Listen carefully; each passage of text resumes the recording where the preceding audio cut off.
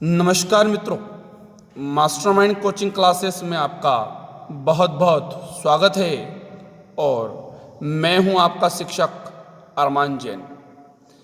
जैसा कि आप सबको पता है कि कोरोना वायरस लॉकडाउन के कारण हमारी परीक्षाओं को बीच में ही स्थगित कर हमारा नया टाइम टेबल आ चुका है। मुझे पता है कि 3 महीने हो चुके हैं और हम लोगों ने जितना भी पढ़ा है वह हम लोग पूरी तरीके से भूल चुके हैं। मैं यहाँ पर इस वीडियो में आप लोगों को कुछ आईएमपी क्वेश्चंस अवेलेबल करवा रहा हूँ ताकि यदि आप इन क्वेश्चंस को कर लेते हैं तो लगभग 90% कितना 90% पेपर आपका इन्हीं में से बैठने की पूरी संभावना है। तो आप इनको पूरी अच्छी तरह से करें और अच्छी तरह से रिवीजन कर लें ताकि आप लोग केमिस्ट्री के पेपर में 9 तारीख के में जो आपका केमिस्ट्री का पेपर है उसमें आप लोग अच्छे से अच्छे मार्क्स प्राप्त कर सकें। चलिए बिना टाइम वेस्ट करे हुए मैं आप लोगों को क्वेश्चन बता रहा हूँ। सबसे पहले सर्वप्रथम मैं आपको 2 अंक के क्वेश्चन यहाँ पर करवा रहा हूँ। देखिए सबसे पहला क्वेश्चन है आपका, निम्न को समझाइए। नॉर्मलता, फॉर्मलता, पीपीएम क्या है? नॉर्मलता, फॉर्मलता, पीपीएम इसको कहते हैं पार्ट्स पर मिलियन। 2 नंबर में आपका दूसरा क्वेश्चन आता है, मोलरता एवं मोललता में कोई 2 अंतर लिखिए। नंबर तीसरा है, अणु संख्यक गुणधर्म क्या है? आप सबको पता होगा। हेनरी का नियम क्या है? अच्छे से याद होना चाहिए। राउल्ट का नियम बहुत इंपॉर्टेंट क्वेश्चन होता है 2 नंबर में। राउल्ट का नियम लिखिए, बहुत इंपॉर्टेंट क्वेश्चन रहेगा। अगला है आपका, पेप्टीकरण को परिभाषित कीजिए। 2 नंबर में टिंडल प्रभाव को समझाइए। 2 नंबर में बहुत आईएमपी प्रश्न है ये।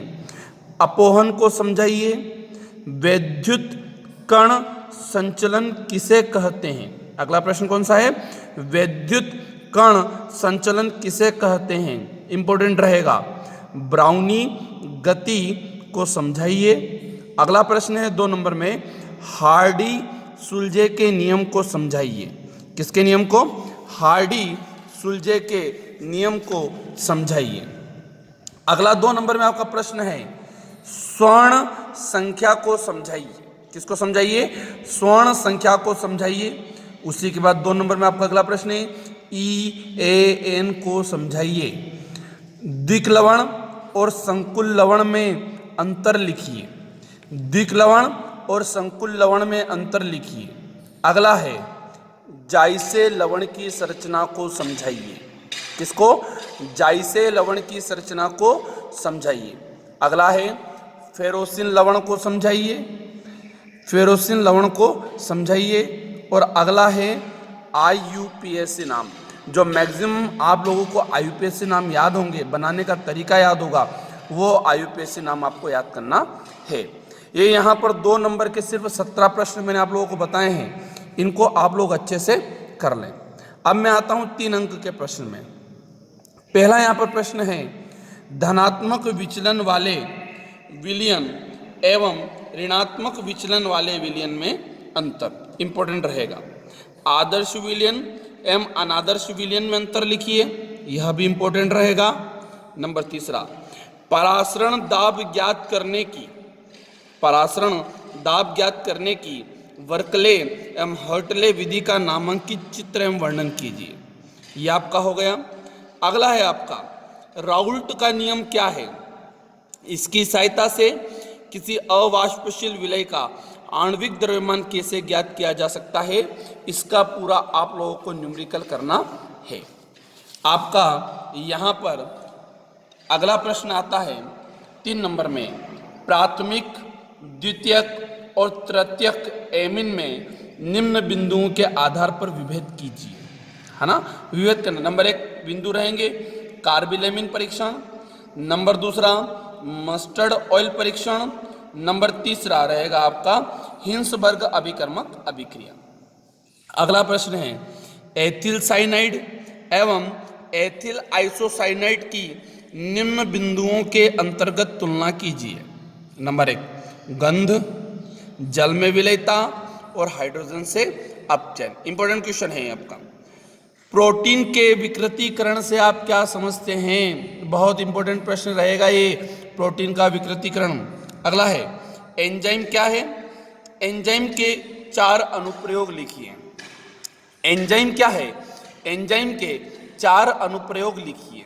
अगला है निम्नलिखित विटामिनों के कार्य एवं प्राप्ति के स्रोत लिखिए। निम्नलिखित विटामिनों के कार्य एवं प्राप्ति के स्रोत लिखिए। विटामिन कौन कौन से हैं?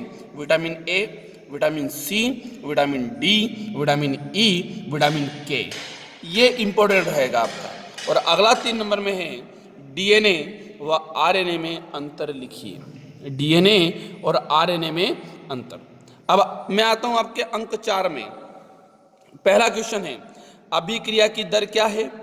इसे प्रभावित करने वाले कारकों का वर्णन कीजिए। इसी में आपका अगला प्रश्न रहेगा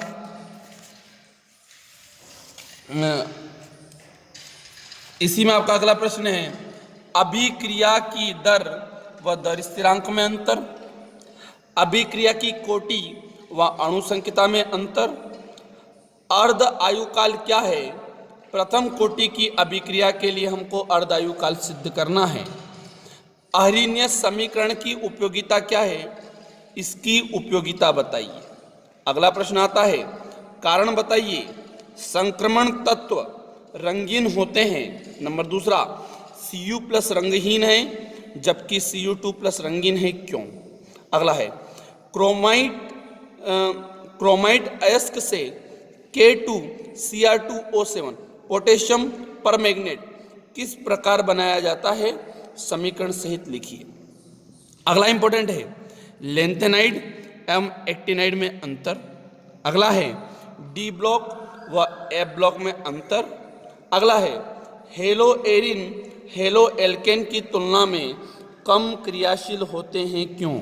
मैंने जब ऑनलाइन क्लासेस पढ़ाई थी तो मैंने इसका रिवीजन भी कराया है। अगला अभिक्रियाएं बताना है हमको।